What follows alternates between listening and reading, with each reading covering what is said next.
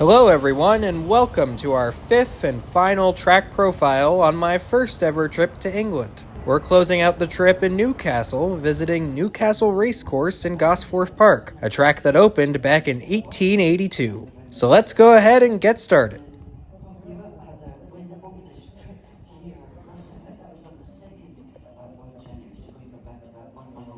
We'll get started in the city itself, just to take a look at some of the architectural design. As you can see, that style of building carries over to the racetrack, which gives it a cool, old-timey feel as soon as you enter.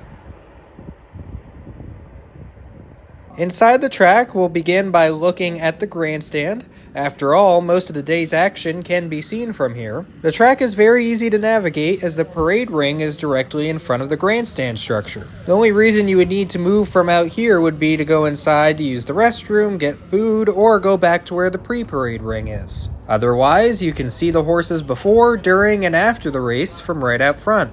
The structure itself is divided into 3 different portions, and then there is a 4th separate structure at the end. I was here on a slow day in the middle of January, so it really didn't matter where you roamed. But on its busiest days, I believe, based off the track map, that the 2 sections on the right are your general grandstand, while the 2 on the left, called the Colonel Porter Grandstand, are part of the premier enclosure.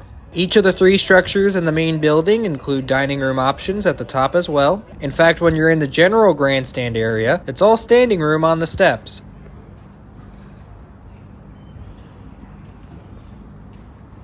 But they do have an upper section of reserved seats for restaurant guests to watch the races.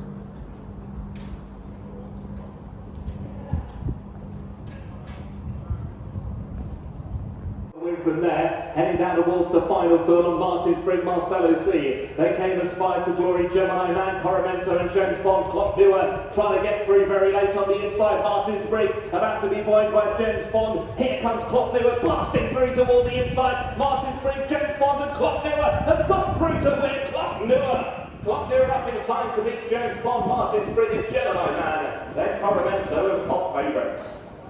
The premier enclosure follows a similar pattern with steps to stand on.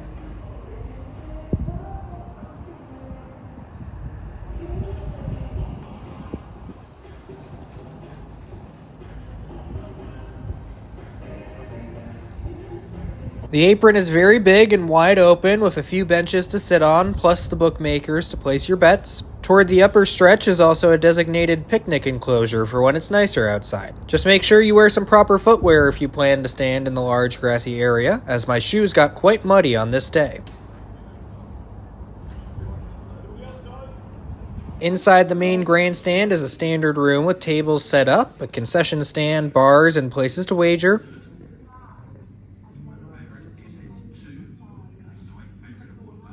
If you go out back, again, you can see some of the older building design and find yourself at the saddling shed and pre-parade ring. This felt the most like an American paddock to me of the tracks I went to on this trip. Multiple horses came in prior to each race to be saddled in the stalls and walk around in preparation.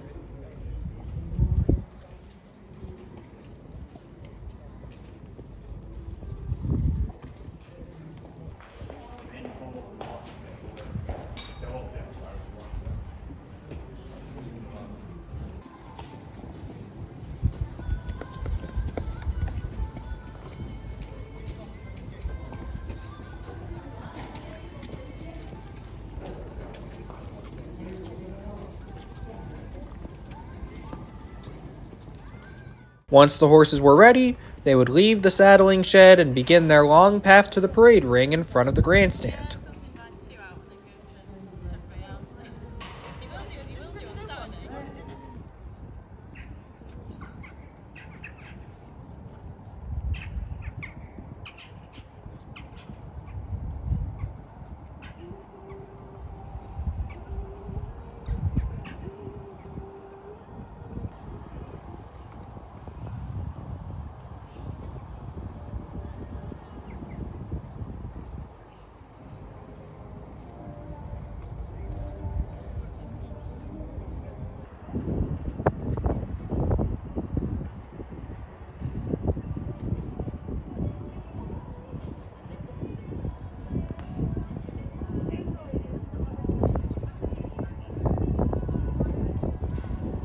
I really did enjoy this parade ring a lot.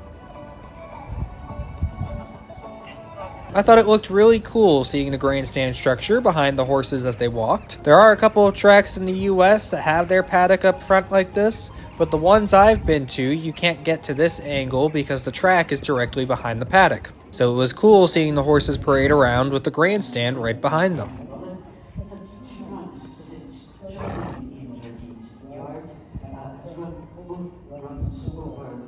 There was plenty of viewing space the entire way around the parade ring too, and tiered steps on the side closest to the grandstand. Those two pieces for the first time today for Durham and Trainers Colours. You're on board looking for double in the opening two races. Followed out by number 3, Beneficiary. Once the jockeys mount their horses, they'll head out to the track and begin their warm-ups. That is number 1 of the car, the royal blue, the lighter blue diamond and sleeves. Track and distance winner 2 months ago.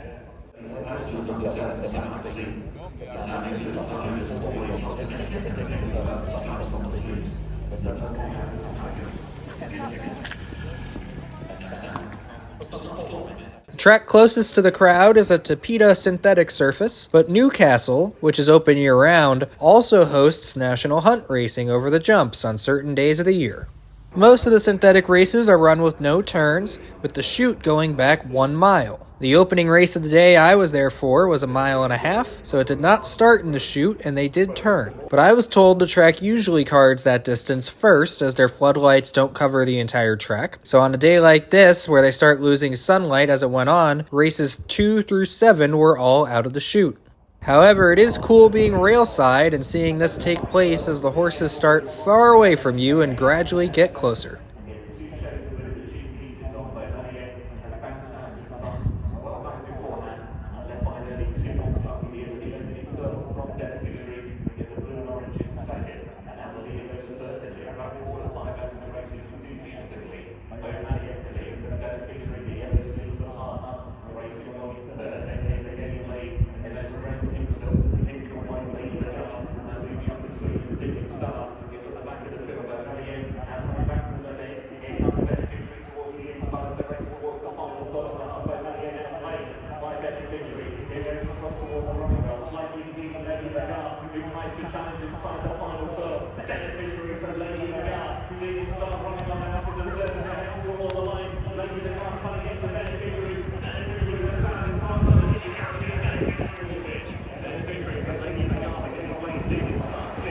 The one downside to the chute is that all the trees toward the top of the stretch will be blocking your view if you're standing in the grandstand. You can't really see the start of the race for most distances, but you still get to see them fly home. And so too Capella, they're inside the last now. Lots with a sprint biplane just about ahead now for a wee fat Mac. Blackcurrant, Spartan Fighter and Captain Vallow who's blitzing her up the stand side running well. They bunch up towards the line. Captain Vallow, Capella, and between the pair wee fat Mac. We've not beaten far biplane. Brilliant finish. Once the race is over, the top 4 finishers will come back to the parade ring as the winner's enclosure is set up in a special section right in front of the steps. Those top 4 will be honored while the rest go back to be unsaddled at the pre-parade ring.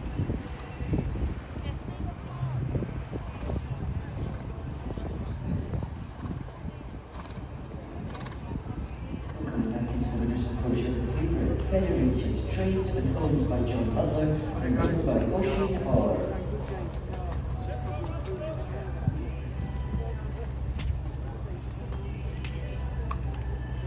Federated owners once again made by Newcastle following a winner in April over a mile and a quarter, then on to Kempton. And that does bring us to the end of our Newcastle track profile and the end of our first stint in England. I hope you enjoyed getting to see some of these racetracks, and hopefully I'll get to visit more in the future. What did you think of Newcastle? My favorite part of the track was without a doubt the location of the parade ring. It was neat having it out front of the grandstand and must be an exciting atmosphere on the track's biggest days. But thank you so much for watching, and I'll see you at the races. Times to go on there between them, trying to come with the run is out here, and Powell's Battalion likewise. Flying Fletcher getting going as well. It's out in front. William Dewhurst being pressed all the time by Modern Times. Then Flying Fletcher and Powell's Battalion getting toward the line. It's William Dewhurst who's got the lead, and will win. It's William Dewhurst from Flying Fletcher, Powell's Battalion and Modern Times. Out to here next in fifth.